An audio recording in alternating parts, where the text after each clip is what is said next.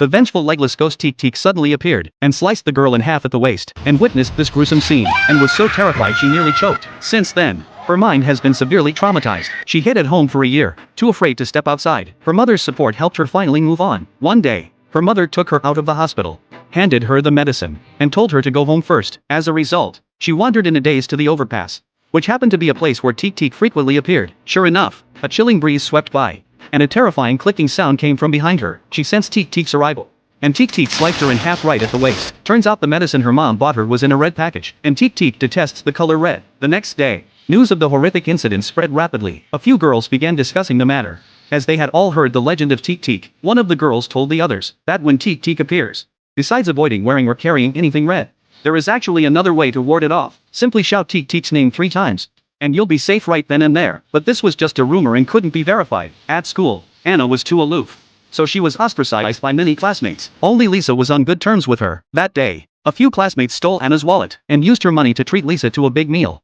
warning Lisa to stay away from her in the future. After some time, Anna felt incredibly frustrated. She went alone to the overpass to clear her head, but she had no idea this was where Teek roamed. Sure enough, a clicking sound came from behind her. The next second, Teek appeared right at her feet. Its red bow tie stood out strikingly, but strangely, this time Teek let her go, simply because Anna claimed she could call more people. She dialed a number and lured 2 classmates over. Soon, the 2 arrived at the overpass. Teek sprinted at full speed, pouncing on them in a single second. It sliced one of them clean in half at the waist. The other was driven mad on the spot. And this was only the beginning. Now that Anna had Teek backing her up, it seemed the classmates who had bullied her were in mortal danger. To stop her evil deeds, Lisa went to the home of Anne, who had been killed by Teek. There, she met Mike, who happened to be investigating the case as well. They then found a professor who had researched Teek and obtained a document from him. Teek's real name was Shima. She was exceptionally beautiful, but was bullied by the village bullies. Since they held absolute power at the time, they deliberately framed American soldiers for Shima's death. But later, the 3 bullies who had tormented her all died in accidents. Although they knew Teek's background,